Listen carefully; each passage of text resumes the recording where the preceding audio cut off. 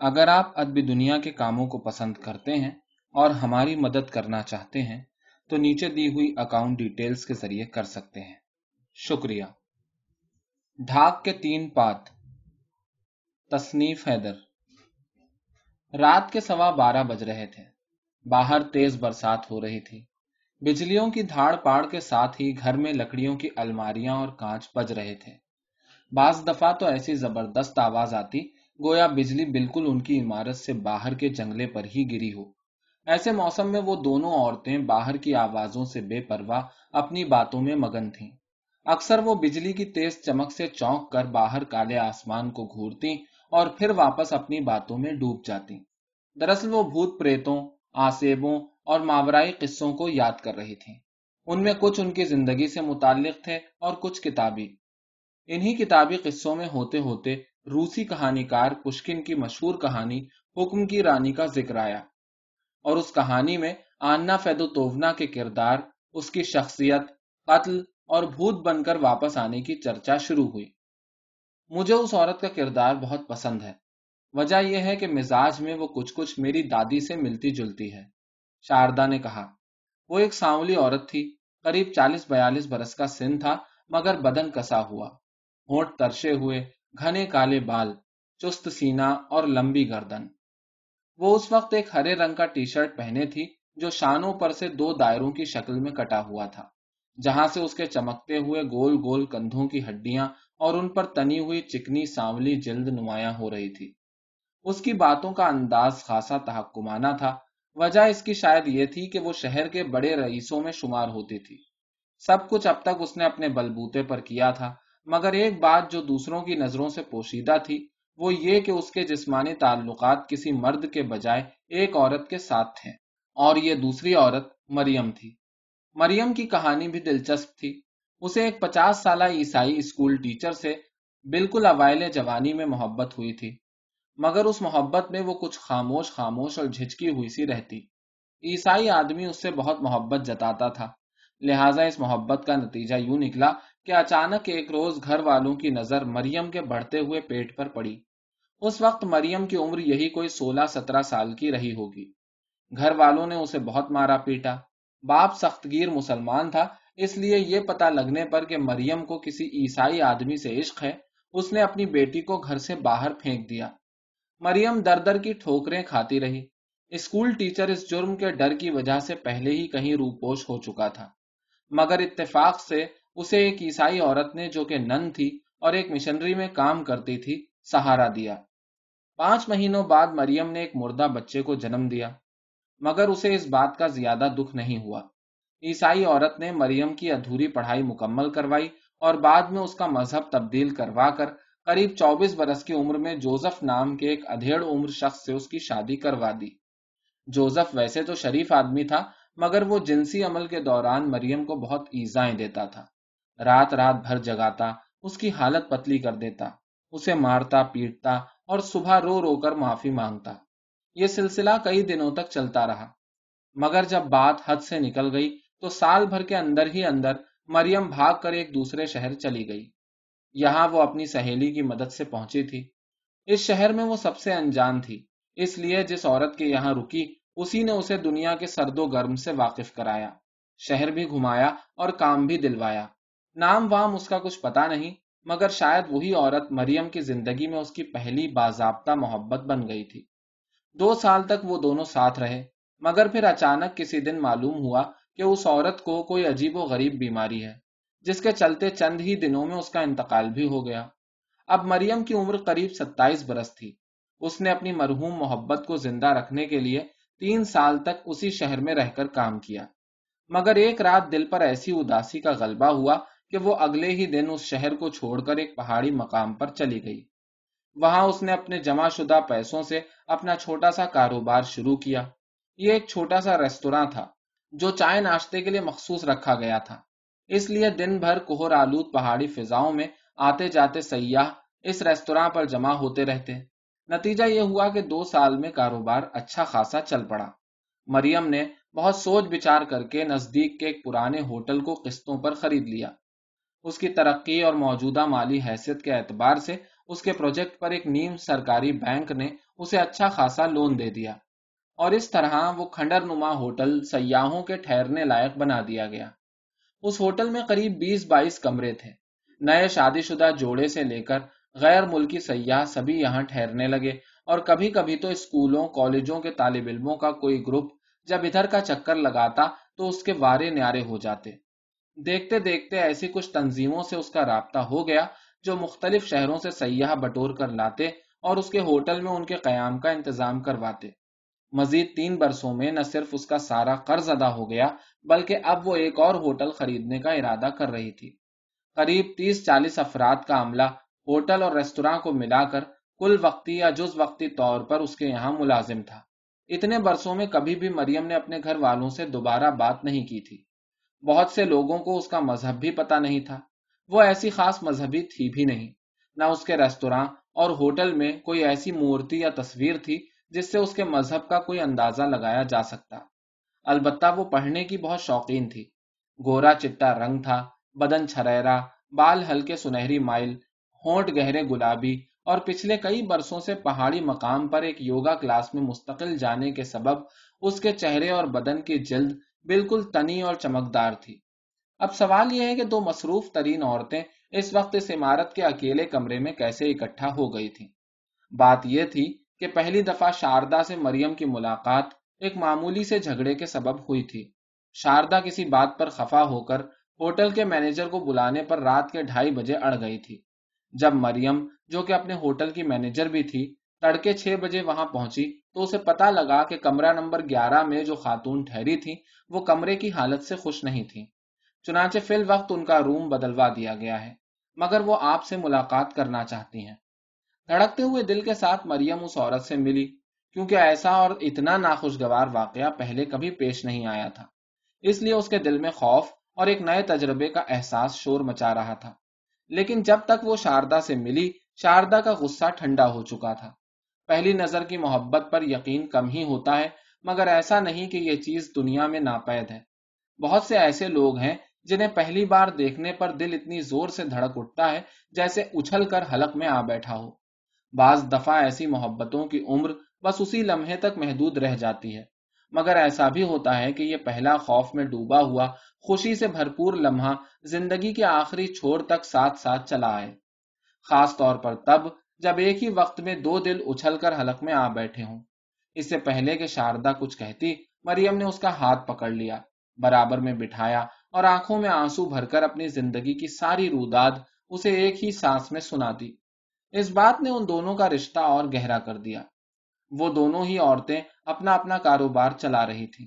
حالانکہ کسی کام کے سلسلے میں شاردا کو اس ہوٹل میں ٹھہرنا پڑا تھا جسے وہ اپنی شان سے بہت کم آنک رہی تھی، اور بظاہر کمرے کی ہر چیز ٹھیک ہونے پر بھی اسے کسی قسم کی کمی کا احساس ہو رہا تھا۔ وہ دل ہی دل میں اس کلائنٹ کو کوس رہی تھی جس کی وجہ سے اسے سردی کے اس موسم میں یہاں کی کہر آلود فضا میں اترنا پڑا تھا، اور سیاحوں کی زیادتی اور پہلے سے کوئی بکنگ نہ ہو پانے کی وجہ سے اس کھٹارا ہوٹل میں ٹھہرنا پڑا تھا۔ شاردا اپنے رتبے کے اعتبار سے زیادہ تر خاموشی رہا کرتی تھی۔ وہ ان عورتوں میں سے تھی جن کی خود اعتمادی ایسی بلا کی ہوتی ہے کہ بڑے سے بڑا مرد ان سے بات کرتے ہوئے خوف کھاتا ہے۔ یہی وجہ تھی کہ زندگی کی 35 سے زائد بہاریں دیکھنے کے باوجود کسی مرد کی اتنی ہمت نہیں ہوتی تھی کہ آگے بڑھ کر اس سے اظہار محبت کر سکے۔ وہ پیدائشی رئیس تھی، اس لیے اس کی آن بان میں، چال ڈھال میں ہر طرح سے ایک قسم کی امارت ٹپکتی تھی۔ چہرے پر ایسا سرمئی تیز تھا اور آنکھیں اتنی گھنی کالی کہ بعض دفعہ اس کے دیکھ لینے بھر سے ہی اس کے قریبی اسٹاف کی جان سوکھ جاتی تھی۔ یہی وجہ تھی کہ اس نے خود بھی کسی کو اپنے برابر آنکا ہی نہیں، اور اس کی اس باروب زندگی میں محبت کے چھینٹے اب تک پڑے ہی نہیں تھے۔ مگر مریم سے اس کی محبت کا احساس اتنا یقینی اور گہرا تھا کہ وہ اسے چاہ کر بھی جھٹلا نہیں سکی۔ دیکھتے ہی دیکھتے ان دونوں کے درمیان نہ صرف جسمانی بلکہ گہرا جذباتی تعلق قائم ہو گیا۔ مگر جیسا کہ ہم دیکھتے ہیں کہ کچھ لوگ محبت میں اپنی تحکمانہ روش کو ترک نہیں کر سکتے، شاردا بھی اسی قسم کی عورت تھی۔ وہ خود بھی جانتی تھی کہ مریم تیزی سے ترقی کرنے کے باوجود اس کی بھووں کی جنبش تک سے اندر تک ہل جاتی تھی۔ کسی بات پر شاردا کے ماتھے پر بل نہ پڑ جائیں، کوئی شکن تک نہ آ جائے، اس لیے وہ ہر بات میں اتنی احتیاط برتتی کہ بعض دفعہ اپنے دل میں اپنی ہی غلامانہ روش پر شرمندہ ہو جاتی، مگر اگلے ہی لمحے شاردا کا سنجیدہ چہرہ، اس کی کالی آنکھیں اور گھنے کالے بال مریم کے خیال کے میدان میں اتر کر اس احساس شرمندگی کا ایسا صفایا کرتے گویا اس نے کبھی وہاں جنم ہی نہ لیا ہو۔ مریم نے چیخف کی کہانی محبت کے بارے میں کئی بار پڑھی تھی، اور وہ اس بات سے اتفاق رکھتی تھی کہ محبت میں خود سپردگی کا جذبہ اتنا شدید ہوتا ہے کہ بعض دفعہ ایک پڑھی لکھی مہذب اور خوبصورت خاتون کسی ان پڑھ باورچی کی مار پیٹ سہنے تک پر خود کو راضی کر لیتی ہے۔ شاردا تو خیر ایک بہت اعلیٰ درجے کی خاتون تھی۔ کبھی کبھی مریم یہ بات سوچ کر فخر سے بھر جاتی کہ اخباروں میں جب ملک کے اعلیٰ ترین معماروں کے نام چھپتے ہیں تو ان میں ایک نام اس کی معشوقہ کا بھی ہوتا ہے۔ مانا کہ وہ شادی شدہ ہے، اس کی ایک مصروف زندگی ہے، مگر ہر 3 مہینے میں وہ ایک دفعہ یہاں آتی ہے، کبھی ایک تو کبھی 2 روز کے لیے۔ اور آپ شاید یقین نہ کریں مگر ان 2 دنوں کی اطلاع ملتے ہی ہوٹل میں ان دنوں کی کوئی بکنگ نہیں کی جاتی۔ پورا ہوٹل صرف ایک عورت کے لیے بک ہوتا تھا، اسٹاف ان کی دیکھ ریکھ کرتا، چیمگوئیاں بھی، مگر وہ پہاڑی درمیانہ درجے کے لڑکے لڑکیاں چاہے کچھ بھی بکیں، ان کی اوقات ان 2 صاحب حیثیت عورتوں کے سامنے کیڑے مکوڑوں جیسی بھی نہیں تھی۔ چنانچہ سب کچھ جانتے ہوئے بھی ان کی نگاہیں نیچی رہتی۔ اس بات کو اخلاقی طور پر برا سمجھتے ہوئے بھی وہ اس لیے اس موقع کا انتظار کرتے تھے کیونکہ مریم انہیں ان دنوں کے لیے خصوصی طور پر بونس دیا کرتی تھی۔ شاردا کی پسندیدہ مخصوص ڈشیں یا تو بنوائی جاتی یا کسی ہوٹل سے انہیں بنوا کر یہاں لایا جاتا۔ ہر کام وقت پر ہوتا، ذرا چونو چرا نہ ہوتی۔ اس بھید بھری محبت میں بھی ایک جرم کی لذت کا سا احساس شامل تھا جو ان دونوں عورتوں کو اندر سے شرابور کر دیتا، ان کے اعتماد کو بڑھاتا اور ان کی تشنا کامی کو اگلے 3 مہینوں کے لیے جڑ سے اکھاڑ پھینکتا۔ اس 1 یا 2 دنوں کے موقع میں ہونے والی ان کی محبت اتنی شدید اور ایسی والہانہ ہوتی کہ مریم کو کئی دفعہ شاردا کی ایذا دہی کی وجہ سے جوزف کا خوفناک چہرہ یاد آ جاتا، مگر یہ بڑا نفسیاتی بھید تھا کہ جس ایذا رسانی کے خوف سے بھاگ کر اتنا لمبا سفر کر کے وہ شاردا کی باہوں تک پہنچی تھی، وہاں یہی ایذا دہی اس کو لذت پہنچاتی تھی۔ بہرحال بھید کچھ بھی ہو مگر ان کا رشتہ چلتا جا رہا تھا، بالکل کسی آبشار کی طرح رواں دواں۔ قریب 5 سال کے عرصے میں کبھی ایسا نہیں ہوا کہ شاردا نے 3 مہینوں میں ایک دفعہ ادھر کا چکر نہ لگایا ہو۔ جب رات کو ایک بھرپور وصل کے بعد وہ دونوں ایک دوسرے سے لپٹی ہوئی یا علیحدہ لیٹتی تو دنیا بھر کے ادب اور لیکھکوں کا ذکر نکل آتا۔ کبھی شاردا کہتی، مریم، میں سمجھ نہیں پاتی کہ تمہاری آنکھوں میں موجود ہر وقت کی یہ اداسی کیسی ہے۔ مریم جواب میں پوچھتی، کیسی اداسی شاردا؟ تکمیلیت کی اداسی، ایسی اداسی جو یاسوناری کعبہ باتا کے کرداروں کے یہاں ہوتی ہے، جو اس کی کہانیوں کی خاصیت ہے۔ شاید سرد علاقے میں رہنے کا اثر ہے، مریم جواب دیتی۔ اور اسی طرح جب وہ بچھڑتے تو ضرور کوئی نہ کوئی کتاب مریم شاردا کو تھما دیتی، اور اتفاق یہ تھا کہ وہ ایسی ہی کوئی کتاب ہوتی جو شاردا نے کبھی اس سے پہلے نہ پڑھی ہوتی۔ یہ کتاب ہمیشہ ملفوف ہوتی تھی۔ شاردا ہمیشہ کتاب ملتے ہی کھولنے لگتی تو جواب میں مریم کہتی، تم اس معاملے میں اتنی بے صبر کیوں ہو؟ میں چاہتی ہوں یہ کتاب تم پلین میں بورڈ ہونے کے بعد دیکھو، اور اتنی آہستگی سے اسے کھولو جیسے یہ کتاب نہیں، ریمنڈ چینڈلر کے کسی ناول کی گتھی ہے۔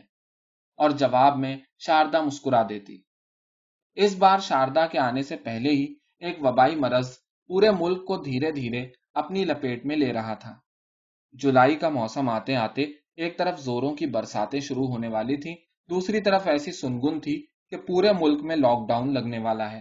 اور ہوا بھی یوں ہی، جس دن شاردا آنے والی تھی ہوٹل اس سے 1 روز پہلے ہی سنسان ہو گیا تھا۔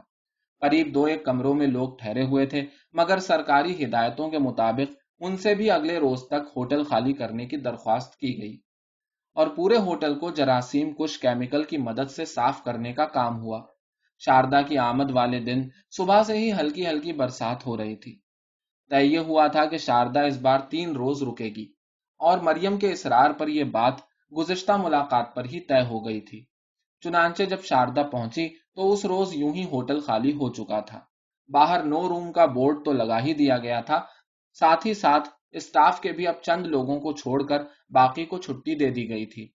لاک ڈاؤن لگنے سے 2 دن پہلے وزیر اعظم نے جنتا کرفیو کا اعلان کیا تھا۔ یہ ایک ایسا کرفیو تھا جس میں سرکاری طور پر کسی قسم کا دباؤ نہیں تھا، مگر لوگوں سے یہ اپیل کی گئی تھی کہ وہ ملک بھر میں اپنی ذمہ داری نبھاتے ہوئے خود ہی صبح سے رات گئے تک گھر سے نہ نکلیں۔ اس بات سے بھی مریم کو اندازہ ہو گیا تھا کہ 2-4 روز میں مکمل لاک ڈاؤن لگنے ہی والا ہے۔ ویسے تو ہوٹل کے آخری فلور پر جو چھوٹا سا گودام تھا اس میں اگلے 6 مہینے کے راشن کی تقریباً تمام چیزیں جمع تھیں، پھر بھی ایک نظر دیکھ کر جن چیزوں کی کمی محسوس ہوئی انہیں اگلے 2 یا 3 مہینوں کے حساب سے منگوا کر جمع کر لیا گیا۔ ان مصروفیات سے نمٹنے کے ساتھ ساتھ مریم کے دل میں یہ خوشی کہیں اندر ہلچل مچا رہی تھی کہ شاید جیسا خبروں میں دکھایا جا رہا ہے، اگلے 21 دن تک اگر لاک ڈاؤن نافذ کر دیا گیا تو اس کو شاردا کے ساتھ اس بار کتنے لمبے عرصے کے لیے رہنے کا موقع ملے گا۔ اس بات کا خیال آتے ہی اس کے گالوں میں سرخی دوڑ جاتی اور کنپٹیاں تک محبت کے اس عظیم عرصے کی تیاری میں جوش سے سرخ ہو اٹھتی۔ بہرحال ہوا بھی ٹھیک مریم کی توقعات کے مطابق۔ شاردا کے آنے کے اگلے دن ہی ملک میں 21 دنوں کا لاک ڈاؤن نافذ کر دیا گیا۔ وبا نہ پھیلے اس لیے لاک ڈاؤن میں ٹرینوں اور پلینوں کی کہیں بھی آواجاہی پر سختی سے پابندی لگا دی گئی۔ مال گاڑیوں اور کارگو پلینز کے علاوہ کسی کو کہیں بھی جانے کی اجازت نہیں تھی۔ ساری ریاستوں کے بارڈر سیل کر دیے گئے۔ سرکاری سطح پر ایک ایک بات کا دھیان رکھا جا رہا تھا۔ انٹرنیشنل فلائٹس تو ایک ہفتے پہلے ہی بند ہو چکی تھیں، مگر ان کے ذریعے بھی جو لوگ آئے ان کی ایئرپورٹ پر اسکریننگ کی گئی اور انہیں ہدایت کی گئی کہ اپنے گھروں میں کم از کم 14 دن کے لیے خود کو کوارنٹین کر لیں۔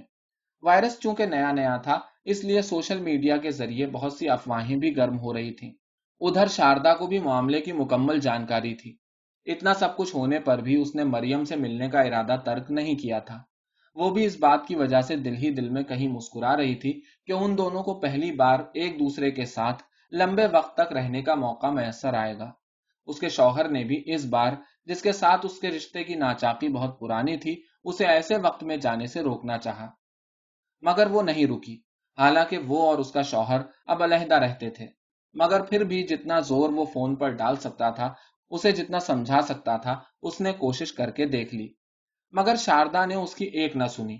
وہ کبھی جھگڑا نہیں کرتی تھی، تمام باتیں سن کر بس کہہ دیتی "I will think about it"، اور یہ جملہ کچھ اس انداز میں کہا جاتا کہ سننے والے کو سمجھ میں آ جاتا کہ شاردا کا جواب کیا ہے، کیونکہ عام طور پر اس کے آس پاس موجود لوگ جانتے تھے کہ وہ جھٹ پٹ فیصلے کرنے والی ایک خود مختار عورت ہے، اپنی صحت کا بھی بھرپور خیال رکھتی ہے۔ مگر اس بار اس کے شوہر کو حیرت ہو رہی تھی کہ اچانک اسے اپنی زندگی سے ایسی کیا بیزاری ہو گئی کہ وہ اتنے خراب وقت میں بھی گھر پر رکنے کو تیار نہیں۔ شاردا کے شوہر کو آخری وقت تک یہی لگتا رہا کہ شاید وہ اسے تکلیف پہنچانے کی غرض سے ایسا کر رہی ہے اور عین وقت پر کہیں نہیں جائے گی۔ مگر جب اس کے جانے کی اطلاع ملی تو اس نے سوچا، عورت کا ارادہ پختہ ہوتا ہے، وہ مرد کی طرح ڈاماڈول نہیں ہوتا۔ عورت اپنی روحانی اور ذہنی ساخت میں اتنی مضبوط ہے کہ چاہے کسی کے قتل کا ارادہ کر لے یا خودکشی کا، جب تک وہ اس عمل کو انجام نہیں دے لے گی تب تک اسے اطمینان نہیں ہوگا۔ بعض لوگ کہتے ہیں کہ وہ عقل سے کام لیتی ہے، بعض کہتے ہیں کہ جذبات سے، لیکن عورت ایک ایسی واحد ہستی ہے جو شدید سے شدید جذباتی لمحوں میں بھی عقل کا بھرپور استعمال کرتی ہے۔ شاردا نے ایئرپورٹ سے مریم کے ہوٹل کے لیے ٹیکسی لی۔ ویسے بھی پہاڑی راستوں پر شہروں کی کشادہ سڑکوں جیسا ہنگامہ اور شور کم دیکھنے کو ملتا ہے، مگر دھیمی رفتار سے چلتا ہوا ٹریفک اونچائیوں پر اکثر نظر آ جاتا ہے۔ مگر اس بار واقعی راستے کافی صاف تھے، پانی ہلکا ہلکا برسے جا رہا تھا۔ اس نے پچھلی کھڑکی کو تھوڑا سا کھول کر باہر کی پھوار میں آنکھوں کو بھگونا شروع کر دیا۔ تیز ہوا کے سرد جھونکے اس کے چہرے کو اپنی اندیکھی باہوں میں سمیٹ لیتے۔ بال حالانکہ بندھے ہوئے تھے، پھر بھی جو لٹیں ادھر ادھر سے ملیں انہیں ان جنگلی ہواؤں نے بکھیرنا شروع کر دیا۔ کئی بار ماتھے اور آنکھوں پر بال آ جاتے جنہیں اسے 4 انگلیوں کی مدد سے ایک طرف کرنا پڑتا۔ دائیں بائیں انسانی مشقت کے بل پر تراشی ہوئی پہاڑیوں کے منظر اس کی ناف میں ہمیشہ ہی گدگدی پیدا کر دیتے تھے۔ کہیں کہیں برابر بہتے ہوئے دریا کا بدن بالکل کسی سانپ کی طرح لچیلا اور گہرا کاہی ہو جاتا۔ پانی میں سے جھانکتے ہوئے پتھر اور ان کی گول چکنائیوں کو دیکھ کر اسے مریم کے پستانوں کا خیال آ جاتا۔ کہیں راستے میں کوئی لکڑی کا چھوٹا سا پل مین سڑک کو کسی پہاڑی کے چھور پر بنے چھوٹے سے اسکول سے جوڑتا تھا۔ لکڑی کا یہ چرمراتا ہوا پل دیکھنے میں بالکل کسی مصنوعی بیل کی طرح لگتا، جس کے نیچے کل کل بہتی ہوئی لہریں پہاڑوں کے مضبوط دامن میں اس چھوٹی سی انسانی کوشش پر کلکاریاں مارتی، لطیفے گڑھتی، سرگوشیوں میں پل کی کمزوری پر رائے زنی کرتی اور اونچی آواز میں ہواؤں کی ہمت کو للکارتی ہوئی گزرتی معلوم ہوتی تھی۔ شاردا اور مریم میں ملاقات کی اس رات زیادہ باتیں نہیں ہو سکیں۔ مریم ہوٹل کے کچھ ضروری کاموں میں مصروف تھی اور شاردا کو بھی ایک کمرے میں اپنا چھوٹا سا سیٹ اپ تیار کرنا تھا تاکہ اگلے دن سے وہ یہیں سے آن لائن ویڈیو کالنگ کی مدد سے سارا کام کاج دیکھ سکے۔ جب ملازمین کی مدد سے سارے کام طے پا گئے تو رات کو ان دونوں کی ملاقات ہوئی، مگر تھوڑی بہت جنسی مشقت کے بعد وہ دونوں تھک کر چور ہو گئیں اور ایسی پڑھ کر سوئیں کہ اگلی دوپہر 12 ساڑھے 12 بجے کے قریب ان کی آنکھ کھلی۔ اتنی دیر ہونے کی وجہ سے شاردا فوراً برابر کے کمرے میں، جو کہ اب اس کا عارضی دفتر تھا، چلی گئی۔ اس کا ناشتہ بھی وہیں بھجوا دیا گیا۔ مریم نے باہر کا منظر دیکھا۔ کل رات سے برسات ایک ہی دھت سے ہوئی جا رہی تھی۔ اس کی رفتار اب نہ بہت زیادہ تھی نہ بہت کم، مگر اتنا ضرور تھا کہ سڑک پر چلتے ہوئے اکا دکا لوگوں کی چھتریاں ہوا سے الٹی ہوئی جا رہی تھیں، اور معلوم ہوتا تھا کہ کھڑکی سے برسات جتنی خوبصورت اور معصوم نظر آ رہی ہے، سڑک پر اتنی ہی موزور اور بے لگام ہو چلی ہے۔ بہرحال فریش ہو کر جب وہ کچھ دیر کے لیے اپنے دفتر جا رہی تھی تو اس نے 2 لمحے کان لگا کر شاردا کے کمرے سے آتی ہوئی اس کی دھیمی مگر تحکمانہ آواز سنی۔ وہ کسی کو ہدایتیں دے رہی تھی۔ اف، یا آواز! مریم نے ایک آہ بھری اور وہ نیچے کے کمرے کی طرف لپک گئی۔ اسی رات ٹیلی ویژن پر وزیر اعظم نے خود آ کر ملک بھر میں اگلے دن سے 21 روز کے سخت گیر لاک ڈاؤن کا اعلان کر دیا۔ یہ خبر ان دونوں نے ساتھ ہی میں دیکھی۔ حالانکہ شاردا نے لاکھ چھپانا چاہا مگر اس کے چہرے کی سرخی مریم کی آنکھوں سے چھپ نہ سکی۔ شام سے برسات کا زور بھی بڑھ گیا تھا اور اس وقت وہ دونوں قریب 12 بجے ڈائننگ روم میں بیٹھے پہاڑوں کے دامن میں لکڑی اور پتھر کی بنی ہوئی اس ہوٹل کی عمارت میں اپنی رومانی خلوت کا لطف لے رہے تھے۔ شاردا نے ایک نظر باہر دیکھتے ہوئے کہا، آج موسم بڑا خوفناک ہے، اور اسی بات سے خوفناک قصوں، ہیبت ناک یادوں اور بھوتوں پریتوں کی باتوں کا سلسلہ چل نکلا۔ ایڈگر ایلن پو، بورخیس، کافکا، پارلاگر کوئز سے لے کر اسٹیفن کنگ تک کا ذکر آیا۔ روسی کہانی کاروں کی بات چل پڑی تو بہت دیر تک گوگول کی مشہور کہانی اوور کوٹ کا ذکر ہوا۔ میخائیل بلگاکوف کے ناول ماسٹر اینڈ مارگریٹا کے مافوق العقل قصوں کی داستان چھڑی۔ دوستویفسکی کے ناول برادرز کرامازوف میں موجود مذہبی ماورائی قصوں کی بات بھی ہوئی، اور اس طرح ہوتے ہوتے روسی فکشن اور شاعری کے سب سے بڑے استاد پشکن کی کہانی حکم کی رانی کا ذکر نکل آیا۔ مریم نے ہلکی نائٹی پہن رکھی تھی اور گہری اودی رنگ کی اس نائٹی میں سے چھلکتے ہوئے اس کے گورے پستانوں کو دیکھ کر شاردا کو پہاڑی ندی سے جھانکتے ہوئے گول پتھروں کی ایک بار پھر یاد آ گئی۔ وہ جب کسی بات پر ہنستی تو اس کے دانتوں سے داڑھوں تک کی سفید قطار اور منہ میں سے جھانکتا ہوا گلابی غار، گہری عنابی زبان اور اس پر چمکتی ہوئی لعاب کی تھیلی شاردا کو اندر تک سرشار کر دیتی۔ انسانی بدن کے اس راز اور اس سے ہونے والے نفسیاتی اثر کی جنگلی خواہشیں شاردا پر جیسے نشہ طاری کر رہی تھیں، لیکن اسی وقت مریم کی کھنکتی ہوئی آواز اس کے کانوں میں پڑی۔ تم نے کئی بار اپنی دادی کا ذکر چھیڑا اور بتایا کہ وہ بڑی پراسرار اور دلچسپ شخصیت تھیں، مگر کبھی ان کے بارے میں بتایا نہیں۔ آج موقع ہے، کیا تم مجھے ان کے بارے میں تفصیل سے بتا سکتی ہو؟ کیا تمہیں میں نے بتایا ہے کہ میرا نام انہی کے نام پر رکھا گیا ہے؟ یہ بات بہت کم لوگوں کو پتا ہے، شاید میں نے اس کا ذکر پہلے کیا ہو۔ ہاں، تم نے 2-1 دفعہ اس کا ذکر کیا ہے، اسی وجہ سے میری جستجو کو مزید پر لگ گئے ہیں۔ شاردا کچھ دیر تک مریم کو بالکل مبہوت ہو کر دیکھتی رہی، جیسے سوچ رہی ہو کہ وہ بات کہاں سے شروع کرے۔ پھر اس نے پاس رکھی پانی کی بوتل کھول کر ایک بڑا سا گھونٹ بھرا اور بات شروع کی۔ حالانکہ میں کوئی اچھی قصہ گو نہیں ہوں، لیکن میں تمہیں اپنی دادی کی روداد انہی کی زبان میں سنانا چاہوں گی۔ مگر اس سے پہلے یہ جان لو کہ یہ بات کسی کو پتا نہیں، ہمارے درمیان بھی آج اس کا پہلی اور آخری بار ذکر ہو رہا ہے۔ چونکہ یہ بھید 3 انسانی زندگیوں سے متعلق ہے اور وہ تینوں اپنے زمانے کی باعزت شخصیات تھیں، اس لیے میں چاہتی ہوں کہ تم اس کہانی کو سن کر اپنے سینے میں ایسے دفن کر لو جیسے میرے من کی مٹھی میں تمہاری محبت ہے۔ مریم نے آنکھوں ہی آنکھوں میں حامی بھری۔ شاردا نے مزید کہا، میری عمر قریب 18 برس ہوگی۔ میں ان دنوں بی ایف اے کے 2nd ایئر میں تھی۔ ہاسٹل میں رہ رہی تھی کہ ایک روز پاپا لینے آن پہنچے۔ پتا چلا کہ دادی کی طبیعت کافی خراب ہے اور انہوں نے گھر کے ہر فرد کو ملنے کے لیے بلایا ہے۔ چنانچہ دور و نزدیک کے سبھی رشتہ دار جمع ہوئے۔ اس رات ہم سب چھوٹے بڑے دائرے بنا کر دادی کے بڑے سے بستر کے آس پاس کرسیوں پر بیٹھے تھے۔ جنہیں کرسیوں پر جگہ نہیں ملی تھی وہ بلا جھجک زمین پر بچھے قالین پر بیٹھ گئے۔ دادی کے پاس بے انتہا دولت تھی۔ تم سمجھ ہی سکتی ہو کہ ایک کھانستی ہوئی بڑھیا کے ارد گرد اتنے دنیا دار مصروف ترین لوگ آخر کیا سوچ کر جمع ہوئے تھے۔ یقیناً وہ سوچ رہے تھے کہ دادی اپنی وصیت سنائیں گی، مگر انہوں نے وصیت سے پہلے ایک طویل اور صبر آزما کہانی سننے کا حکم نامہ بھی جاری کر دیا تھا۔ ایسا لگ رہا تھا جیسے کوئی بوڑھی عورت کسی برگد کے نیچے بنے گول چبوترے پر بیٹھی کہانی سنانے جا رہی ہو، اور اس کے آس پاس کہانی کے شوقین اور مشتاق بچوں کا جمگٹھا لگ گیا ہو۔ موسم سردی کا تھا، رات کا قریب یہی 10 سوا 10 بجا ہوگا، مگر ایسا لگتا تھا جیسے صبح کے 3 بج رہے ہوں۔ دادی کا روب اور رشتہ داروں کا اشتیاق ایسا لائق دیپ تھا، اور اتنی خاموشی تھی کہ سوئی بھی گرے تو صاف آواز سنائی دے۔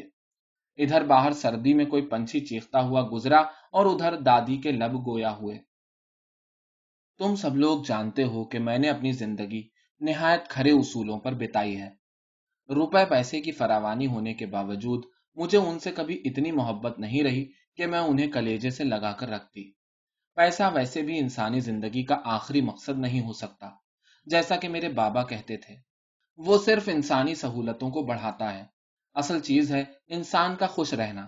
آدمی من سے ہی امیر یا غریب ہوتا ہے، اور میری نگاہ میں امارت کی سب سے بڑی مثال ایک بھرپور محبت ہے، جس کے لیے میں زندگی بھر ترستی رہی۔ مجھے معلوم ہے کہ تم لوگ سوچو گے کہ تمہارے والد یا دادا مجھ سے بے انتہا محبت کرتے تھے، لیکن میرے بچوں، انسانی زندگی بہت انوکھی اور مخفی ہے۔ تم سب نے جو دیکھا، میں نے اس سے بہت کچھ الگ، بہت کچھ ڈراؤنا دیکھا ہے۔ اپنے شوہر کے چہرے سے جب ڈرتے ڈرتے میں نے نقاب اٹھایا یا کہوں نوچ پھینکا تو میرا کلیجہ چھلنی ہو گیا، روح زخمی ہو گئی، اور اس بھیانک حقیقت کو برداشت کرنا میرے لیے ناممکن ہو گیا، جس کے سامنے آتے ہی دنیا میری نظروں میں کچھ دنوں کے لیے اندھیر ہو گئی۔ اور پھر اسی اندھیرے میں میرے وحشی اور جنونی دل نے ایک فیصلہ کیا، ایک نہایت خطرناک اور عقل کی تمام منطقوں سے ماورا ایک فیصلہ، جس نے مجھے خود اپنے بارے میں بہت کچھ بتایا، اور اس راز کو من میں ڈھوتے ڈھوتے، اپنے ہی خوف کی پرتیں اتارتے اتارتے آج میں اتنی تھک گئی ہوں کہ مجھے یقین ہو چلا ہے کہ میری جان لینے کے پیچھے میرا یہی غم اور میرا یہی احساس گناہ ہے۔ مگر اس سب کے باوجود مجھے اپنے کیے پر کوئی پچھتاوا نہیں ہے، کوئی دکھ نہیں ہے۔ میں نے جو کچھ کیا اس کی قیمت ادا کرنے کے لیے میں تیار تھی، اور سچ پوچھو تو میں نے اس کی قیمت چکائی بھی۔ میرے بچوں، تم جب اس بوڑھی عورت کو دیکھتے ہو جسے دنیا شاردا دیوی کہہ کر بلاتی ہے، لوگ ہاتھ جوڑے ہاتھ باندھے جس کے آگے پیچھے دوڑتے ہیں، جس کو دولت و زر کی نہ کوئی کمی ہے، اور جس کے پاس ایک بھرے پورے خاندان کی سچی محبت بھی ہے، تب تم نہیں جانتے کہ اس کی روح پر ایک گہرا گھاؤ ہے، ایک بوجھ ہے جو یہ بڑھیا اپنے ناتواں کندھوں پر لیے لیے پھر رہی ہے، اور اب تھک کر اس گٹھری کو آج اپنے سر سے اتار دینا چاہتی ہے۔ شاید وہ بات جسے آدمی کا اندرون قبول نہ کرے ایک ایسی ہی چیز ہے جسے باہر نہ نکالا جائے تو وہ ٹیومر کی طرح اندر ہی اندر پھیلتی جاتی ہے۔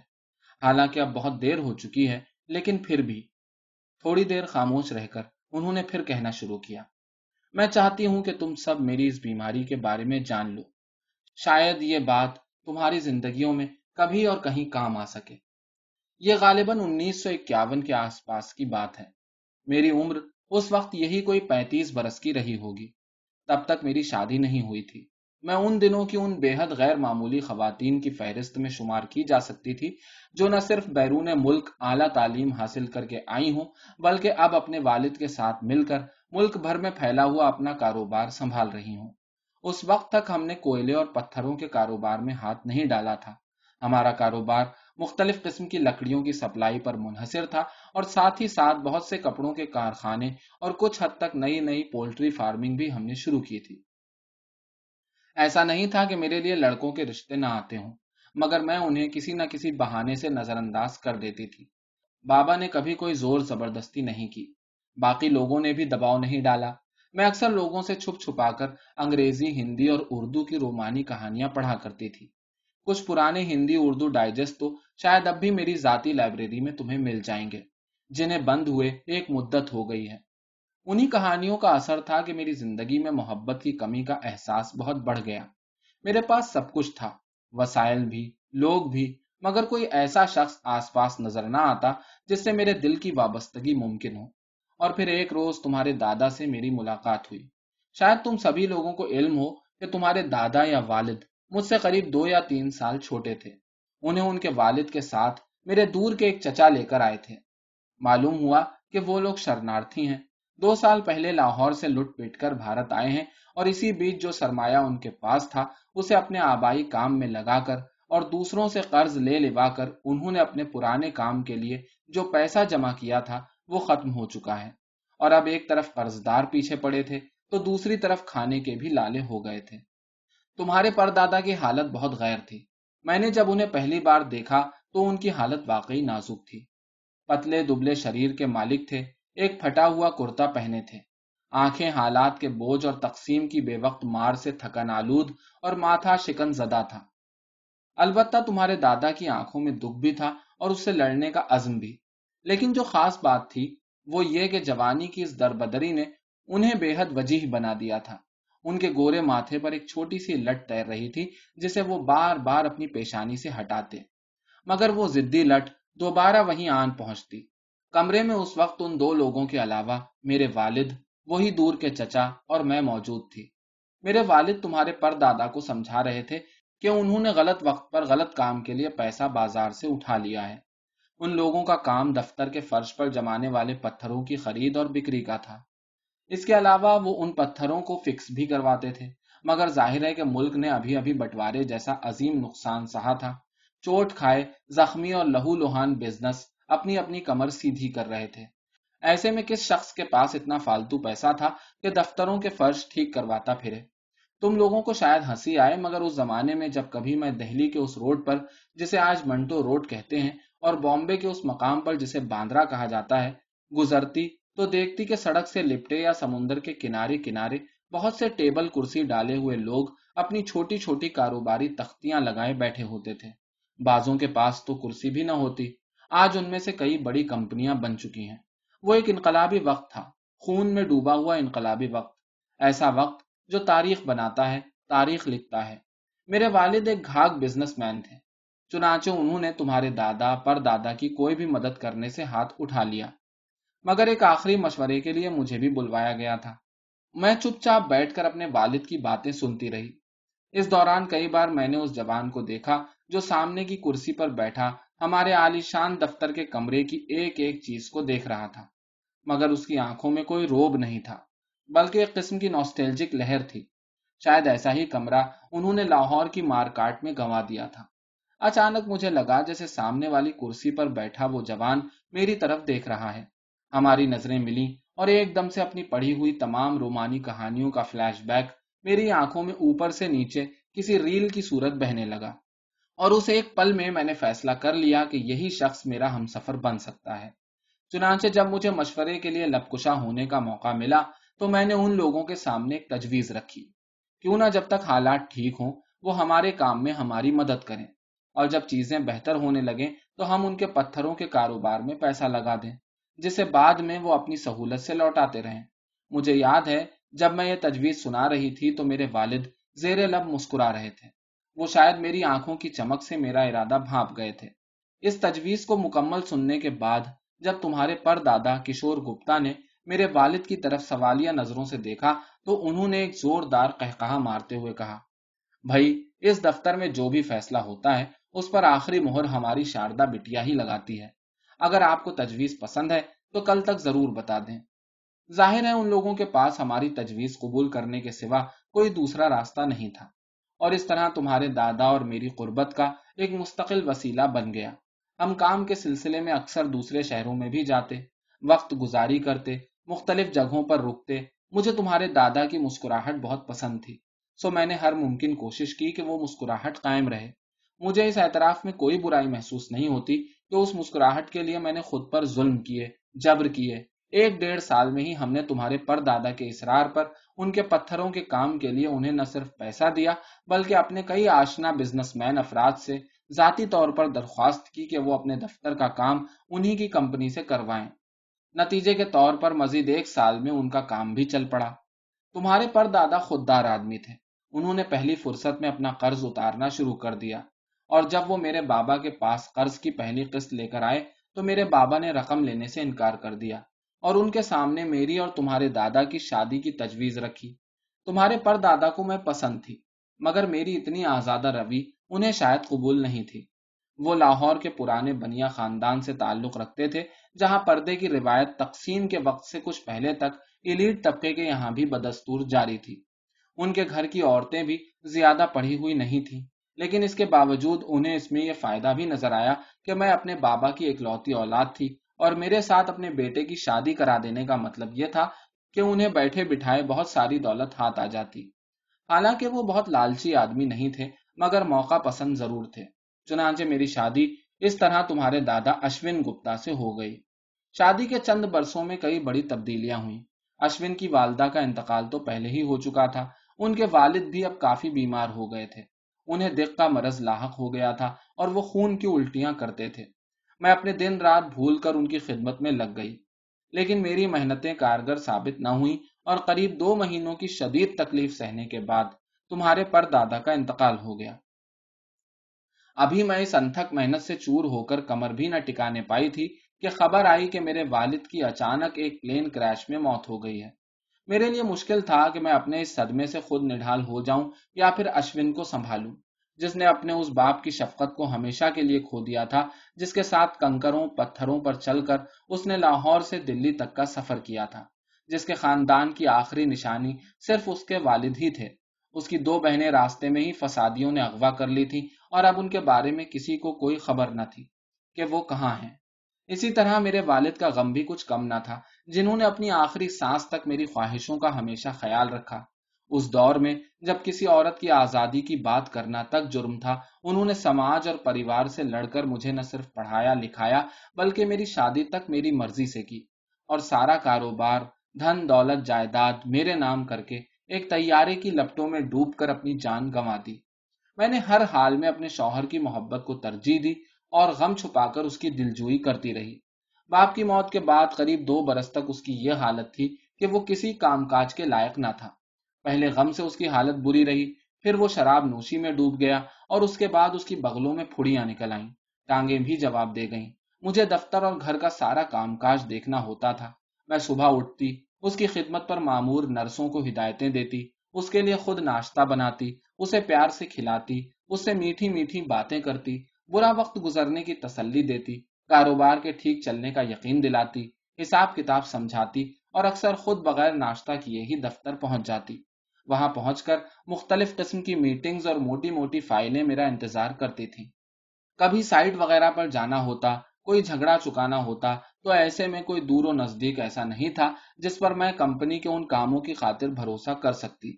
چنانچہ کبھی کبھی تو ایسا ہوتا کہ صبح کی چائے دوپہر کو نصیب ہوتی، دوپہر کا کھانا گل، اور رات کو گھر آ کر اتنی ہمت ہی نہ پڑتی کہ بھوک لگنے کے باوجود بھی 2 لقمے تر کر سکوں۔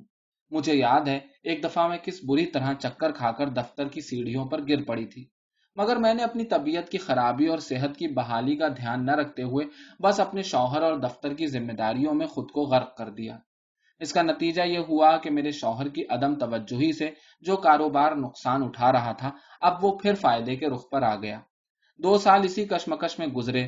خدا خدا کر کے اشون کی حالت بہتر ہوئی، اور اس نے بھی دفتر آنا شروع کیا۔ اس کے اندر کا حوصلہ یکدم اتنی دولت ہاتھ آ جانے سے لگتا تھا سرد ہو گیا تھا۔ وہ بہت آرام طلب اور کاہل ہو گیا تھا۔ ہر کام میں اسے میری مدد کی ضرورت ہوتی۔ گھر سے لے کر باہر تک وہ میرے بغیر 2 قدم بھی نہیں چل سکتا تھا۔ یہاں تک کہ کسی چیک پر سائن کرنا ہوتا تو پہلے مجھ سے اس کے بارے میں استفسار کرتا۔ رفتہ رفتہ میں نے اس کا اعتماد بحال کیا۔ شادی کے 5 سال بعد ہمارے یہاں ایک خوبصورت لڑکی کا جنم ہوا، یعنی میری سب سے بڑی بیٹی سنیتا۔ پھر 1 سال بعد کبیر، اور مزید 2 سال بعد سب سے چھوٹی بیٹی سونم۔ تم لوگوں کو شاید اس بات پر یقین کرنے میں پریشانی ہو، مگر میں نے تمہارے دادا کا ساتھ میٹرنیٹی ہوم میں ہونے کے باوجود دیا۔ ایک بار وہ ڈیلیوری سے چند گھنٹوں پہلے، جب میرا پانی بھی چھوٹ چکا تھا، ایک بہت اہم مسئلے میں میری رائے لینے آئے، اور میں نے اس حالت میں بھی انہیں مایوس نہیں لوٹایا۔ اور جانتے ہو، ہنستے اور کھانستے ہوئے انہوں نے اس بات کا ایک دفعہ ایک محفل میں اپنے دوستوں سے ذکر بھی کیا۔ وہ ان مردوں میں سے تھے جو اس بات پر فخر کرتے ہیں کہ ان کی بیویوں نے انہیں کس طرح اور کن موقعوں پر سہارا دیا۔ حالانکہ مجھے یاد ہے کہ میں نے اس بات کا کافی برا منایا تھا، 2 دن تک بات بھی نہیں کی تھی۔ خیر، اب میں نے خود کو بچوں کی تربیت میں ڈبو دیا، اور دیکھتے ہی دیکھتے پتہ ہی نہ چلا کہ ہمارے باغ کے یہ پودے کب پھول اور پھل بن کر اتنے بڑے ہو گئے۔ ان کی بھی شادیاں ہو گئیں۔ مجھے یاد ہے کبیر کی شادی سب سے پہلے ہوئی تھی۔ یہ کمبخت سنیتا تو شادی کے لیے مانتی ہی نہ تھی، بالکل ڈھیٹ تھی، مجھ پر ہی گئی تھی۔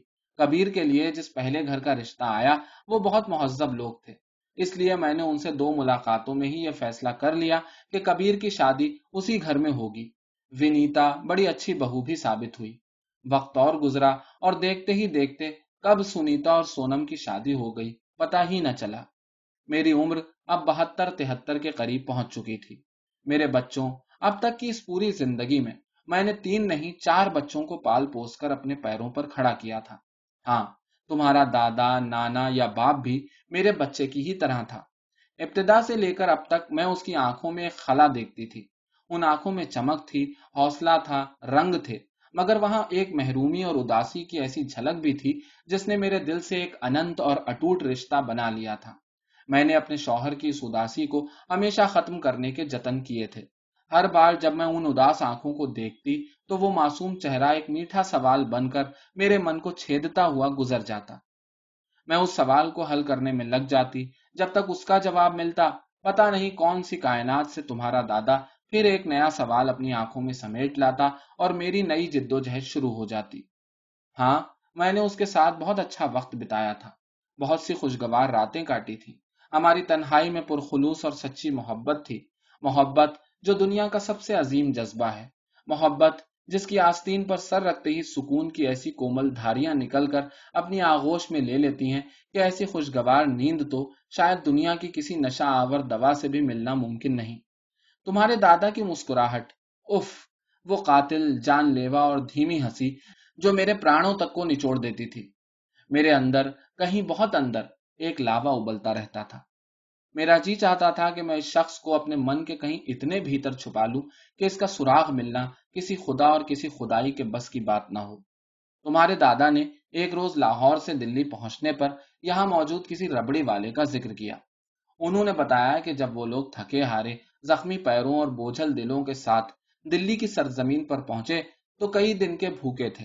ایسے میں ایک ربڑی کا خوانچہ لے کر پھرنے والے شخص نے انہیں اور ان کے والد کو مفت میں پتوں کی کٹوریوں میں بھر کر ربڑی کھلائی۔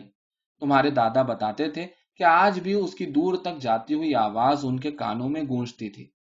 ربڑی کھاؤ ٹیسو میں، ٹسووں کی کیا بات، جیون مرن سو کچھ نہیں، ڈھاک کے 3 پات۔ انہیں بہت افسوس تھا کہ اس ربڑی والے سے دوبارہ ملاقات نہیں ہو سکی۔ میرے بچوں، یقین جانو، ان کی سالگرہ 1.25 مہینے دور تھی، اور ایسے میں ان سے چھپ چھپا کر اپنے سارے وسائل استعمال کر کے اخباروں میں اور پوسٹروں اور جاسوسوں تک کے ذریعے میں نے یہ تلاش شروع کروا دی کہ ان الفاظ کو بولنے والا کوئی شخص جو 10 سال پہلے تک ربڑی بیچا کرتا ہو کسی طرح مل جائے۔ اور تم یقین نہیں کرو گے، شاید میری سچی لگن تھی کہ ایک دن، یعنی تمہارے دادا کی سالگرہ سے ٹھیک 4 روز پہلے، مجھے اطلاع ملی کہ احمد آباد سے ایک شخص کا تار آیا ہے جو خود کو مطلوبہ ربڑی والا بتاتا ہے۔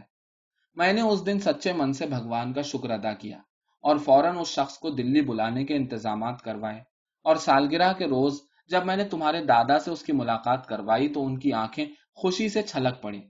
مجھے یاد ہے اس پوری رات وہ میرا سر اپنی گود میں رکھ کر بالوں میں انگلیاں سہلاتے ہوئے دنیا جہان کی باتیں کرتے رہے۔ اف، کیا رات تھی!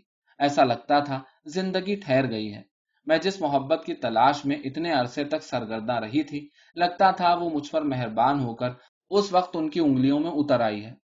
الغرض مجھے اس بات کی بہت خوشی تھی کہ جس شخص کے ساتھ میں نے اتنی محبت کی اسی کے ساتھ میری شادی ہوئی، اور اب اس عمر میں پہنچ کر میں اور وہ ساتھ ہی ساتھ دادا دادی اور نانا نانی بن گئے تھے۔ کتنے لوگ ہیں جن کو دنیا میں ایسی خوش نصیبی ملتی ہے۔ میں جب بھی محبت، روٹی اور چھتوں کے لیے ترستے انسانوں کے بارے میں سنتی یا پڑھتی، بھگوان کا لاکھ لاکھ شکر ادا کرتی۔ مگر میرے بچوں، زندگی بہت عجیب ہے، اتنی زیادہ کہ جو باتیں ہمارے سان گمان میں نہیں ہوتی، جو حیرتیں ہماری توجہ کبھی نہیں پا سکتی، وہ بھی گھات لگا کر ہم پر ایک روز حملہ کر دیتی ہیں۔ ایک دن خبر ملی کہ ونیتا کے والد کا دیہانت ہو گیا ہے۔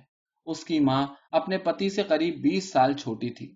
ان کی عمر یہی کوئی 50 کے پیٹے میں اس وقت ہوگی۔ وہ کچھ روز ونیتا کے یہاں رہیں، مگر جب ایک روز میں اور تمہارے دادا کبیر سے ملنے گئے تو معلوم ہوا کہ وہ وہاں کچھ خوش نہیں ہے۔ ظاہر ہے بھاگتی دوڑتی دنیا میں جہاں ساری سہولتیں موجود ہوں، وقت سب سے قیمتی اور نایاب چیز بن کر رہ جاتا ہے۔ وہ بظاہر ایک سیدھی سادی عورت تھی، اور جب میں نے ان کے شانت سبھاؤ میں اتنا گہرا دکھ محسوس کیا तो कबीर और विनीता से कहकर मैं उन्हें अपने साथ अपने ही बंगले में ले आई। अब उस बड़े से घर में हम 3 बूढ़े लोग थे। अक्सर महफिलें जमती, तरह तरह के लोग आते। मैंने विनीता की दादी शानी को अपनी बहुत सी सहेलियों और दोस्तों से मिलवाया। हम अक्सर शाम को आंगन में बैठकर शराबें पीते, पुराने किस्से लतीफे दोहराते और खूब हंसते। उनकी दिल लगी के लिए मैंने गजलों के कई प्रोग्राम करवाए। वजह यह थी कि उन्हें गजलें बहुत ज्यादा पसंद थीं। उनकी वजह से मुझे और अश्विन को भी अपना पुराना वक्त याद करने और उस बुढ़ापे में भी मोहब्बत के समुंदर में गौते लगाने का एक नया मौका हाथ आया। मुझे महसूस होता जैसे मैं अब भी वही 35 बरस की औरत हूं और अश्विन 33 बरस के गबरू जवान। मैं गजलें सुनते हुए उनकी आंखों में झांकती। अक्सर वो उस उम्र में भी शर्मा कर आंखें नीची कर लेते या घुमा लेते। वक्त बहुत अच्छी तरह गुजर रहा था। एक रात मेरी आंख खुली तो अश्विन बिस्तर पर नहीं थे। मैं ये सोचकर करवट लेकर सो गई कि शायद वॉशरूम गए होंगे, मगर सुबह भी उन्हें अपनी बगल में ना पाकर मैं बेचैन हो गई। बाहर आई तो देखा कि ड्राइंग रूम में पड़े काउच पर लेटे हुए सो रहे हैं। मुझे हैरत तो बहुत हुई, मगर मैंने उनसे कोई सवाल नहीं किया। इस वाकये के बाद भी कई रोज तक ये सिलसिला चलता रहा कि अक्सर अश्विन रात को गायब हो जाते, मगर मैं जब भी बाहर आती उन्हें काउच पर सोता हुआ ही पाती। अजीब बात यह थी कि मैं इस मामले में उनसे कोई इस्तफसार भी नहीं कर पा रही थी। जहन एक बेनाम सी कैफियत और कशमकश का शिकार था। शानी से मैंने पूछना चाहा, फिर सोचा कि वो भी क्या सोचेगी कि बुढ़िया कितनी शक्की है। हम लोग अक्सर तुम्हारे यहाँ भी आते रहते थे, और इत्तेफाक देखो कि इस दौरान हम 2 या 3 बार तुम बच्चों के यहाँ गए, और उन रातों में अश्विन मेरे बराबर से उठकर कहीं ना गए। मुझे अब शक हो चला था, और मैं इस बुढ़ापे में अपनी मोहब्बत के तेज को बिल्कुल मांद नहीं कर सकती थी। पता नहीं कहां से उन दिनों मुझमें एक नौजवान लड़की के रश्क व हसद के जज्बे ने जन्म लेना शुरू कर दिया। चुनाचे मैंने एक फैसला किया। वहां से वापस आते ही मैंने कोई बहाना बनाकर शानी को एक अलहदा फ्लैट एक दूर दराज इलाके में लेकर दे दिया। उसमें सारी जरूरियात की चीजें भी फराहम करवा दी, और कबीर और विनीता पर हर हफ्ते उनसे मिलकर आने की जिम्मेदारी भी आयद कर दी।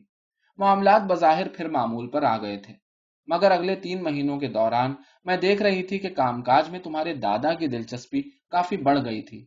वो देर रात तक दफ्तर रहते, मुझे घर या बाहर के किसी जरूरी काम में उलझाकर मुझसे फासला बनाए रखते। पहले पहल मुझे लगा कि ये सब मेरा वहम है।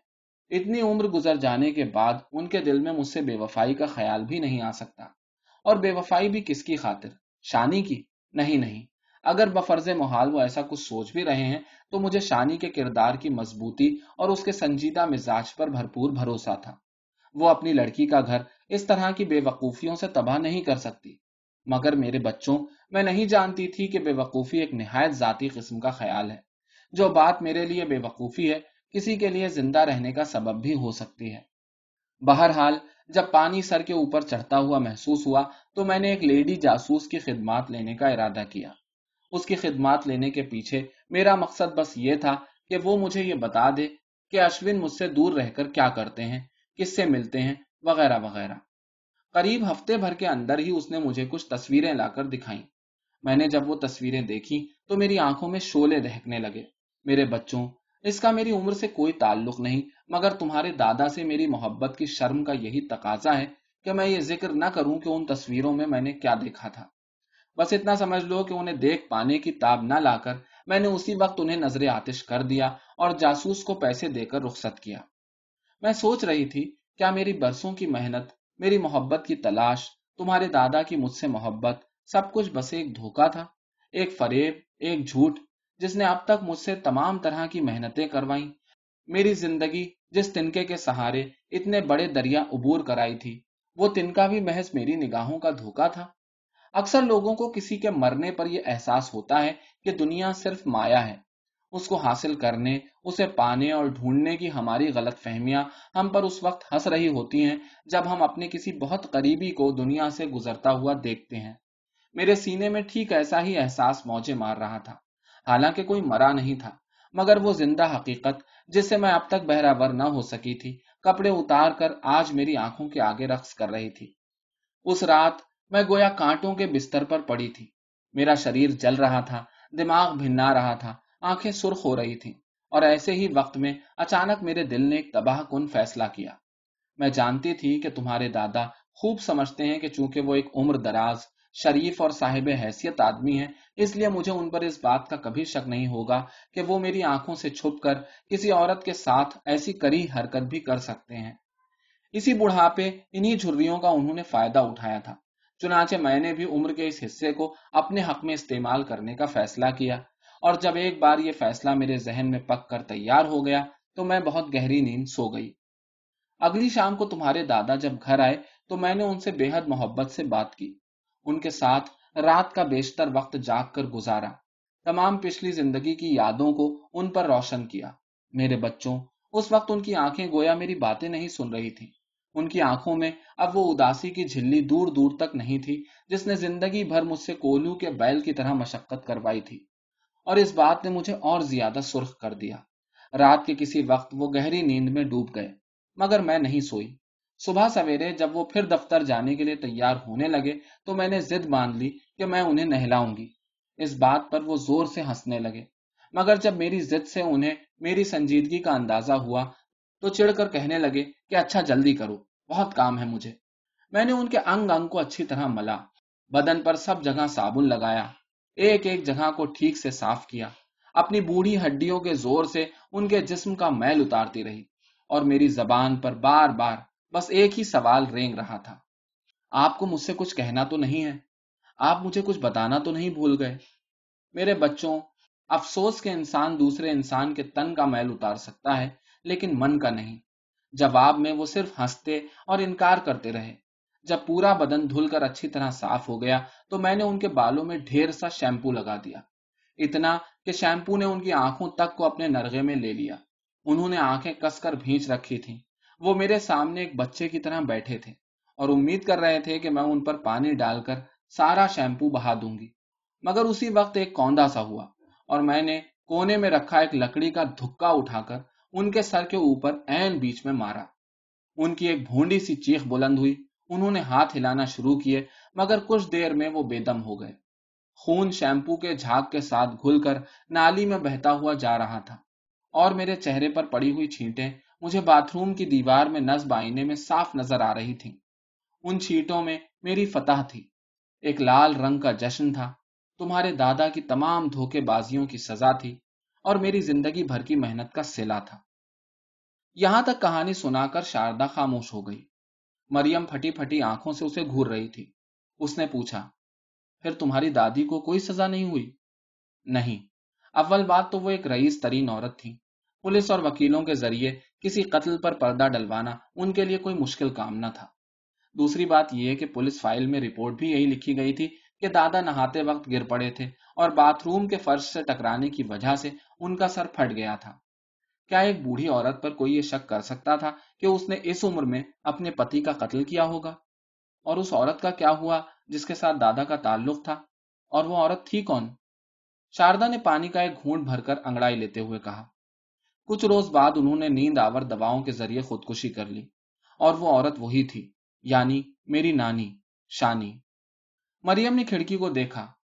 برسات پھر دھیمی ہو چکی تھی، مگر پہاڑوں کے کاہی اندھیرے پردوں پر اور چیختی ہواؤں میں اسے شاردا دیوی کی خونی اور قہقہا باز آنکھیں گھورتی ہوئی معلوم ہوئی۔ اس نے فوراً گردن دوسری طرف موڑ لی۔